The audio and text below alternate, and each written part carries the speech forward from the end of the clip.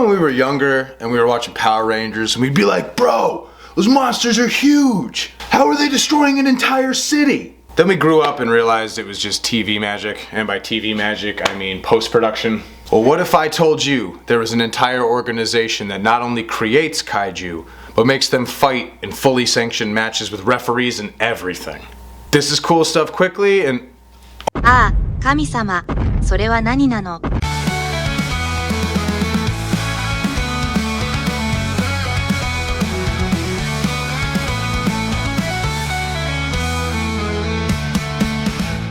Let me take you back to 1994, when I was 4 years old and had nothing to do with the story I'm about to tell. At the poorly named School of the Museum of Fine Arts, a man named Rand Borden had an idea. Why not create an entertainment troupe? Now, when I hear the word troupe, my spine tingles because I just think improv. And no one should have to watch improv.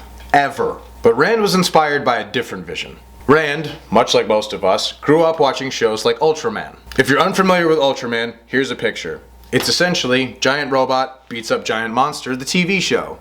There you go, you're all caught up. So while his classmates were working on other things, Rand decided to do something, to build something. So he did what any logical human would do and made a giant monster costume. The first costume he called Midori no Kaiju, which is Japanese for Big Green Monster. The Big Green Monster was created out of upholstery foam coated in latex and took Rand just about a year to complete. Regardless of how long the suit took to make though, Rand enjoyed the process so much and immediately started making more of them. In my research it says that Rand has created close to 120 costumes and keeps all of them in storage somewhere. But 1 year later in 1995, the first full Kaiju Big Battel took place at, again, the horribly named School of the Museum of Fine Arts. Who is naming this shit?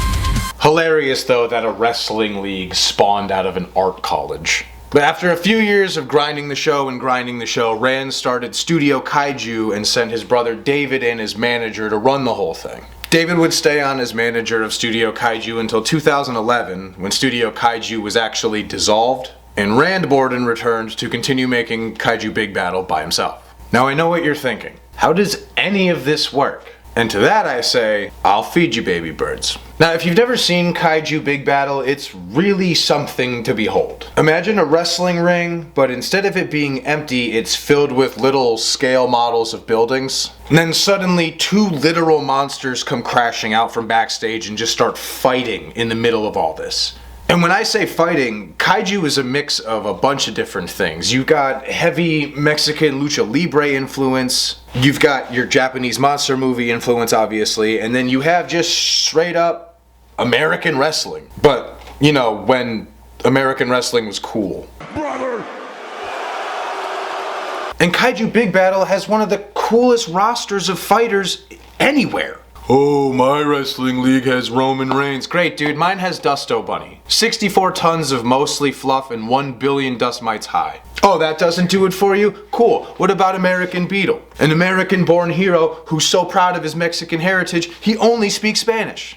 Still not doing it for you? Alright, what about the villain of this entire thing, Dr. Cube? A plastic surgeon who's so grotesquely disfigured he literally has to wear a box over his head so people aren't afraid of how he looks. Far more interesting than your Rogan ramps or whatever. Kaiju Big Battel just celebrated its 30th anniversary and released the entire live stream of their celebration fight here on YouTube. I have a link to it down below. Go check it out right now. I implore you to check it out. They even uploaded an episode of the show that I was introduced to Kaiju Big Battel on. A stupid little show on the now twice G4.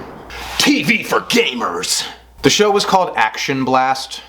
It was an infomercial style show showing a lot of the Hasbro owned properties. So you've got your Beast Wars, your G.I. Joe, your Transformers. But the problem with an infomercial style show is that there's going to be random breaks in time where the clips don't perfectly add up, and then you have these breaks, which is where Kaiju Big Battel just slid in perfectly. It would be a cool fight scene from Beast Wars, and then 3 minutes of a Kaiju Big Battel fight, and then boom, a cool clip from Transformers. And within the quick clips of Kaiju Big Battel and the hosts of the entire show Action Blast were two characters, Loudon Noxious and Beeve Wallace. Loudon was the main host of the show and also did the over-announcing for the live events, at least for a while. They've seemed to have changed announcers every few years, it seems. But as with all good things, some bad things must happen. It was announced on October 12th of last year, 2024, that Charles Perez, who donned the Dusto Bunny costume, sadly passed away, leaving the Kaiju Big Battel community super shocked. But in their heartfelt post to Charles on the Kaiju Big Battel Instagram, they did say that Charles was able to fulfill his lifelong dream of wrestling for the fans of Kaiju in Japan, which I'm sure was an incredible experience for everybody. So fly high, Dusto Bunny.